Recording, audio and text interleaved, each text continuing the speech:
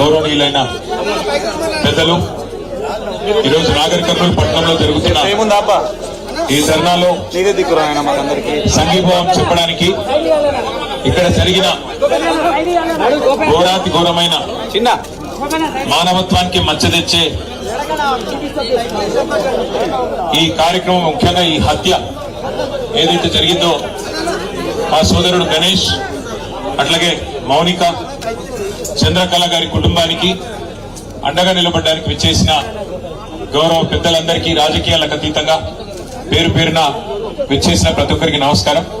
ముఖ్యంగా ఈ దుర్ఘటన జరిగిన తర్వాత, ఈ హత్య జరిగిన తర్వాత మొట్టమొదటగా స్పందించిన సోదరులు విశారదన్ గారికి హృదయపూర్వకంగా వారికి అభినందనలు తెలియజేస్తూ, అట్లాగే మందకృష్ణ మాదిగ గారు, తర్వాత మిగతా చాలా మంది సోదరులు కూడా వచ్చినారు, ప్రజా సంఘాలు వచ్చినాయి.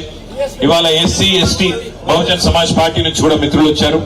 అట్లాగే ఎస్సీ ఎస్టీ బీసీ జేఏసీగా ఏర్పడి రాష్ట్ర రజక సంఘం కూడా ఈ ప్రాంతంలో మరి ఈ కుటుంబానికి అండగా నిలబడ్డందుకు వారికి కూడా అభినందనలు చెప్తూ, మా పార్టీ నాయకుడు మాజీ శాసనసభ్యుడు నాగర్ కర్నూలు నియోజకవర్గం సోదరుడు మరి జనార్దన్ రెడ్డి గారు కూడా క్షేత్రస్థాయిలో మరి రోడ్డెక్కి ధర్నా చేసి ఈ కుటుంబానికి అండగా నిలబడ్డందుకు వారితో పాటు మరి ఈరోజు మీకు ధైర్యం చెప్పడానికి ఇక్కడికి విచ్చేసిన గౌరవనీయులు ఎమ్మెల్సీ గోరెడ్డి వెంకన్న గారు, మాజీ మంత్రివర్యులు శ్రీనివాస్ గౌడ్ గారు, మాజీ మంత్రివర్యులు డాక్టర్ లక్ష్మారెడ్డి గారు, గౌరవనీయులు మాజీ శాసనసభ్యులు అంజయ్ యాదవ్ గారు, మాజీ శాసనసభ్యులు శ్రీ జైపాల్ యాదవ్ గారు, మాజీ ఎమ్మెల్యేలు సోదరులు ఆలా వెంకటేశ్వర రెడ్డి గారు, హర్షవర్ధన్ రెడ్డి గారు, ఇంకా మాతో పాటు విచ్చేసిన సోదరుడు రాజారాం యాదవ్ గారు, అదేవిధంగా మా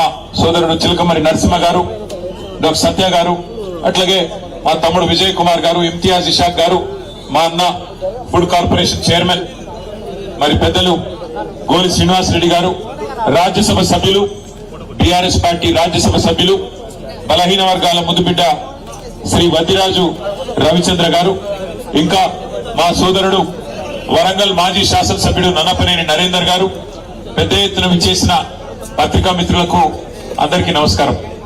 ఇవాళ నిజానికి ఇక్కడ జరిగింది మాటలకు అందని మహావిషాదం. ఒక పసిపాప ప్రాణాలు, 2 నెలల పసిగుడ్డు ప్రాణాలు పోయిన తర్వాత మాటలు రాక గుండె బరువెక్కిన పరిస్థితి వాళ్ళ రాష్ట్రంలో ప్రతి ఒక్కరికి ఉన్నది. ఇందులో రాజకీయాలు మాట్లాడాల్సిన సందర్భం ఎంత మాత్రం కాదు, కానీ కుటుంబానికి న్యాయం జరిగే విధంగా కొట్టడాల్సిన బాధ్యత మాత్రం అటు మీడియా మీద, ఇటు మరి ప్రజలుగా సమాజంలో ఉన్న మనందరి మీద కూడా ఉన్నది. జరిగింది ఏంది అసలు, ఏమడిగింది ఆ పసిగుడ్డు? కుమ్మెరలో మల్లన్న జాతర జరిగితే ఆ మల్లన్న జాతరలో దర్శనం అడిగింది, దేవుడికి దండం పెట్టుకునే అవకాశం అడిగింది ఆ తల్లి చంద్రకళ. అడిగితే దేవుడి దర్శనం అడిగిన పాపానికి, దేవుడికి సేవ చేసుకునే, దేవుడిని దర్శించుకునే అవకాశం ఏమని అడిగితే ఇవాళ జరిగిన దాడి మానవత్వానికి మచ్చ. నిజంగా చెప్పాలంటే ఈ తెలంగాణ సమాజమే తలదించుకునే ఒక దుర్మార్గమైన ఘటన మన కొమ్మెరలో జరిగింది. ఒక్కసారి ఆలోచించమని చెప్పి నేను కోరుతా ఉన్నా ఇక్కడికి వచ్చిన మిత్రులందరినీ. మనం నిజంగా ఏ టైంలో ఉన్నాము, ఏ శతాబ్దంలో ఉన్నాము, జరుగుతున్న ఈ పరిస్థితి ఏంది ఒకసారి ఆలోచన చేయాలి. ఇంకా ఈ టైంలో 21వ శతాబ్దంలో కులాలు మతాల పేరిట చిన్నగా చూడడం, అవమానించడం, ఇవాళ ఇంకా కూడా అధికారాన్ని అండగా పెట్టుకొని హత్య రాజకీయాల్ని, హత్య చేసిన హంతకులని కాపాడే ప్రయత్నం జరగడం నిజంగా సిగ్గుచేటు. ఇందులో నేను ఈ ఒక్కరినో ఆ ఒక్కరినో నిందిస్తలేను. ఇందులో హంతకులకు అండగా నిలబడ్డ ప్రతి ఒక్కడు, వాడు ఎవడైనా గాని, వాడి దోషి రాష్ట్ర ముఖ్యమంత్రి అయినా, స్థానిక ఎమ్మెల్యే అయినా, స్థానిక ఎంపీ అయినా, ఎవరైనా కూడా ఈ తప్పు, ఆ పసిగుడ్డు ప్రాణాలు తీసిన హంతకులకు అండగా నిలబడ్డ వారు ఎవరైనా సరే వారిది ఖచ్చితంగా తప్పే. ఏమడిగిందా పసిగుడ్డు? మీరు ఎక్కి కొలుకుతున్న గద్దెని అడిగిందా? మీరు పోగు చేసుకుంటున్న మూటల ముళ్ళు అడిగిందా? అడిగింది మల్లన్న దర్శనానికి పోతా అంటే ఇవాళ కులం పేరుతో దూషించడమే కాకుండా గణేష్ మీద దాదాపు 20-25 మంది దాడి చేసి తన్నినంత చోట తన్నకుండా తన్ని చివరికి ఆ తమ్ముడిని ఇబ్బంది పెడితే, అన్నా ఈ పసిగుడ్డు ముఖం చూసన్నా ఇడిచిపెట్టానన్నా, మావాడు ఒక్కడున్నాడు, మీరు 20 మంది తంతున్నారని చెప్పి ఆ అమ్మాయి మౌనిక వచ్చి ఆ పసిగుడ్డునన్న ముంగట పెడితే దయగలుగుతుందేమో, మానవత్వం అనేది ఉంటే మనిషిలో ఆ పసిపిల్ల ముఖం చూసిన ఊకుంటారేమో అని చెప్పి ఈ అమ్మాయి మౌనిక వచ్చి వాళ్ళని ప్రాధేయపడ్డది, బతిమలాడింది. అన్నా వదిలిపెట్టండి అన్నా, చచ్చిపోతాడన్నా, కొట్టకండి అన్నా, పసిగుడ్డు ముఖం చూసి తండ్రిని వదిలిపెట్టండి అన్నా అని అడిగితే దుర్మార్గుడు మానవ మృగం లాంటి మనిషి వాడెవడో చెత్తనా కొడుకు, వాడు కాలితో తంతే ఆ పాపని ఇవాళ పాప చనిపోయింది. ఇట్లాంటి మానవ మృగాల్ని మరి శిక్షించాల్సిన పోలీసులు ఏం చేస్తున్నారని నేను అడుగుతా ఉన్నా. మరి మౌనిక పోయి గణేష్ పోయి మా బిడ్డ మీద దాడి జరిగింది, మా మీద దాడి జరిగింది, దయచేసి కంప్లైంట్ తీసుకోండి అంటే లేదు లేదు మీరు సరిగ్గా రాసియలేదంటాడట. నేను అడుగుతున్నా పోలీస్ అధికారిని, నీకు ఉద్యోగం ఇచ్చింది ఈ రాష్ట్రం, నీకు జీతం ఇచ్చేది ఈ రాష్ట్ర ప్రజలు, రేవంత్ రెడ్డి కాదు, ఆయన తొత్తులు కాదు. నువ్వు చేయాల్సింది సేవ చేయాల్సింది బాధితులకు. ఎవరి మీద అయితే దాడి జరిగిందో వాళ్ళు వచ్చి నీకు షికాయత్ చేస్తే, కంప్లైంట్ ఇస్తే అది కరెక్ట్ గా లేదంటవా?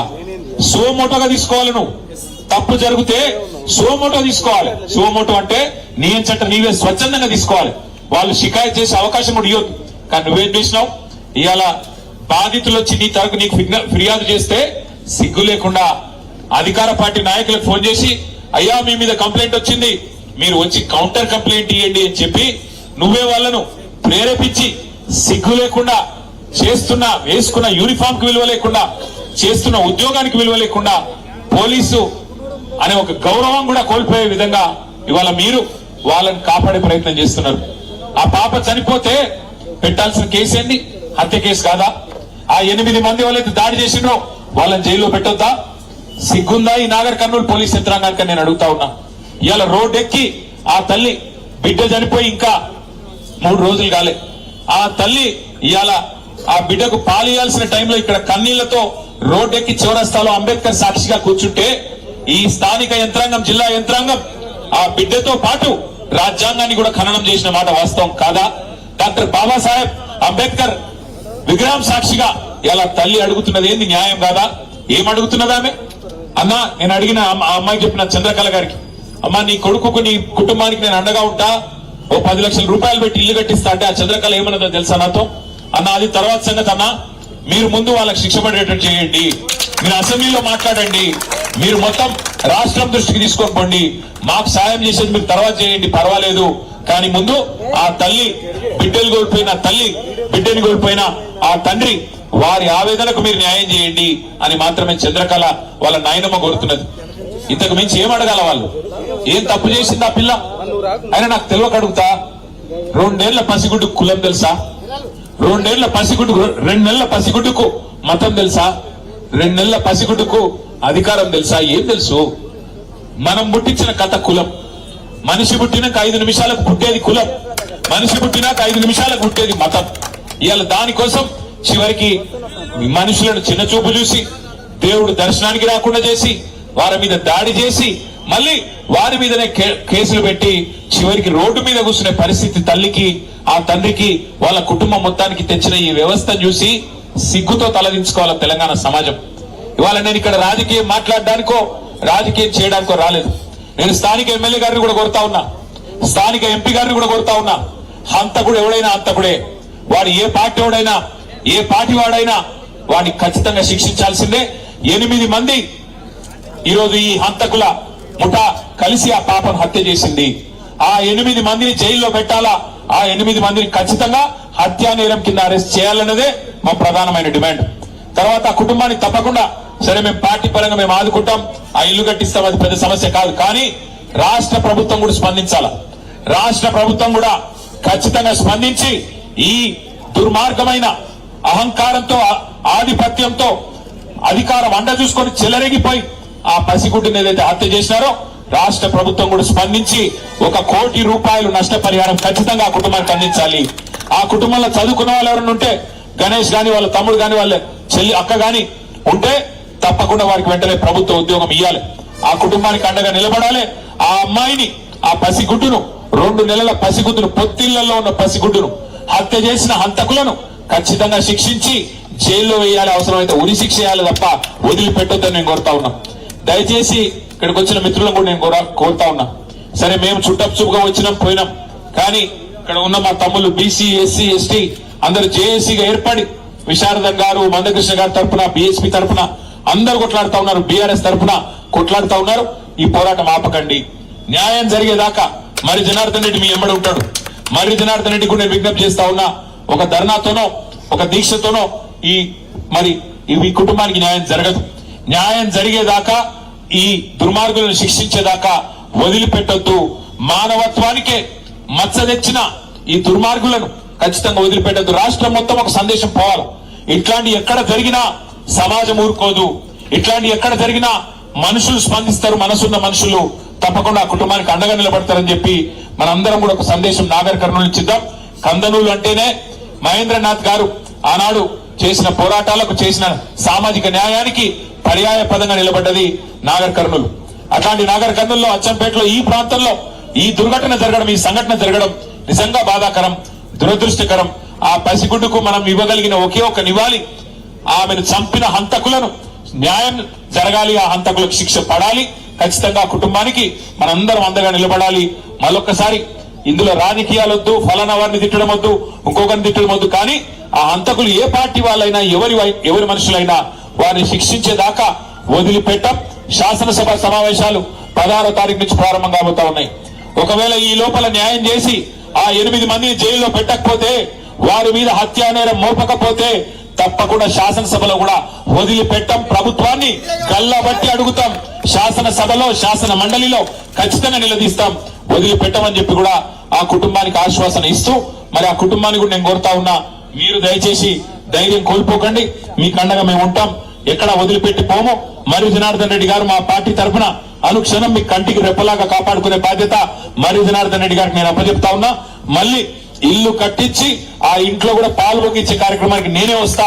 వచ్చి తప్పకుండా మీకు అండగా నిలబడతా అని చెప్పి కూడా గణేష్ కు, అదేవిధంగా చంద్రకళ గారికి, మౌనిక గారికి, వారి సోదరికి, వారి తమ్ముడికి కూడా మళ్ళొకసారి తెలియజేస్తూ పత్రికా మిత్రులను కూడా నేను కోరుతా ఉన్నా.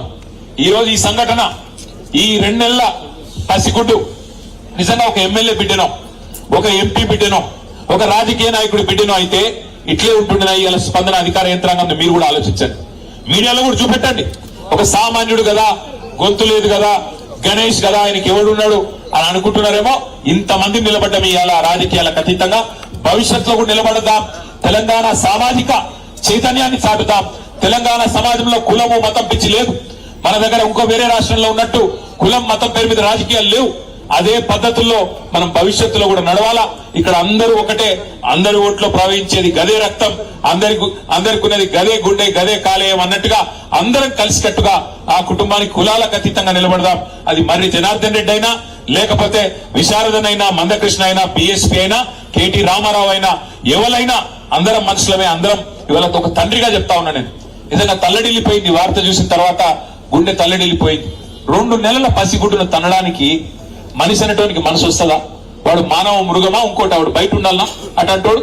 అందుకే నేను అంటున్నా, ఇక్కడ కులం లేదు, మతం లేదు, ఏది లేదు. ఆ తల్లికి, ఆ కుటుంబానికి న్యాయం జరగాలి. జరిగేదాకా మనం వదిలిపెట్టొద్దని మీడియాను కూడా ప్రత్యేకంగా కోరుతూ, ముఖ్యంగా నాగర్ కర్నూలులో ఉండే చైతన్యవంతమైన ఈ ప్రాంతం, గోరే టెంకన్న లాంటి మహా ప్రజా కవులు పుట్టిన ఈ ప్రాంతం, అట్లాంటి ఈ ప్రాంతంలో ఈ దుర్ఘటన జరగడం అందుకే చాలా చాలా బాధాకరం. న్యాయం జరిగేదాకా ఆ కుటుంబానికి అండగా నిలబడదామని మళ్ళొకసారి మీ అందరికీ విజ్ఞప్తి చేస్తూ, వాళ్ళ కదిలి వచ్చిన ప్రతి ఒక్కరికి తప్పకుండా ధన్యవాదాలు తెలియజేస్తూ, గణేష్ కు, చంద్రకళ గారికి, మౌనికకి మీకు అండగా నిలబడతాం. మీకు అండగా కేసీఆర్ గారు ఉన్నారు, మేమందరం ఉన్నాం, భయపడవద్దని చెప్పి కూడా మళ్ళొకసారి వారికి హామీ ఇస్తూ, ప్రత్యేకంగా మళ్ళొకసారి మీ అందరికి నమస్కారం. జై భీమ్, జై తెలంగాణ. వారికి తక్షణ సహాయం కింద పార్టీ తరఫున 1 లక్ష రూపాయలు సాయం చేయడానికి వచ్చినాము. ఇది మాత్రం కాదు, ఆ కుటుంబానికి అండగా నిలబడి 10 లక్షల రూపాయలతో వారికి ఇల్లు కట్టించి వారికి తప్పకుండా గృహ ప్రవేశానికి కూడా నేను వస్తాను, ఏదైతే మాట ఇచ్చినో తప్పకుండా నిలుపుకుంటా అని చెప్పి కూడా తెలియజేస్తూ